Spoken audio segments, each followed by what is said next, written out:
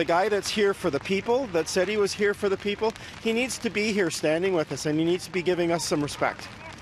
Mr. Ford needs to be here.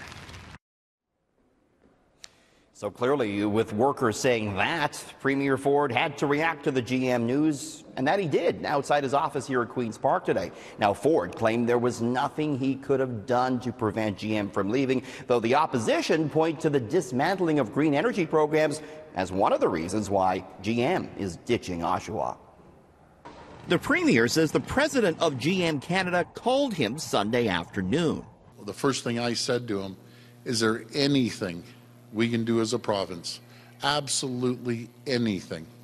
And asked him numerous times, and the answer was no, there's nothing. Basically, the ship has already left the dock.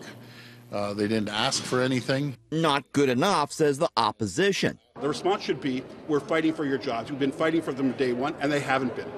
But was the Premier willing to offer up any money or incentives to keep GM in Oshawa? Well, that's hypothetical. I asked him very simply, is there anything we can do?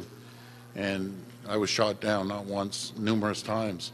So what is Ford's plan to help GM workers? The Premier says he'll send a so-called SWAT team to help employees get retrained and to get unemployment insurance. He's asking the federal government to lengthen EI for 5 extra weeks, and he's going to renew calls, he says, to remove tariffs on steel and aluminum. The whole situation is a problem for Ford, a Premier who's been eager to tout Ontario as open for business.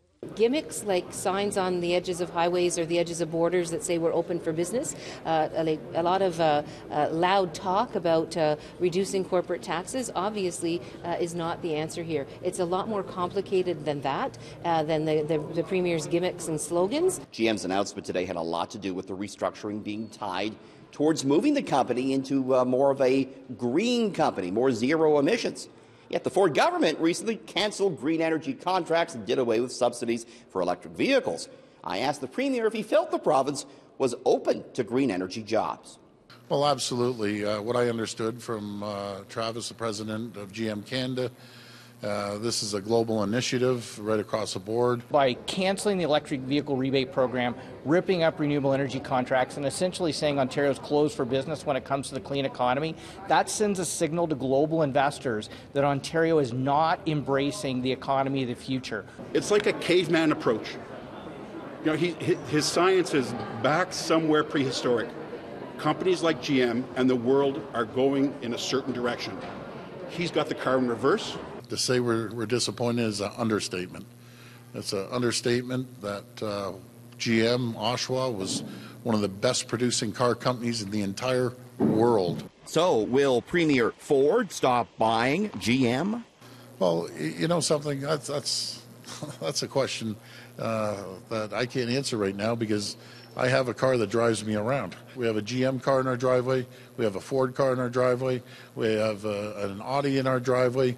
So we don't look at one car company or another.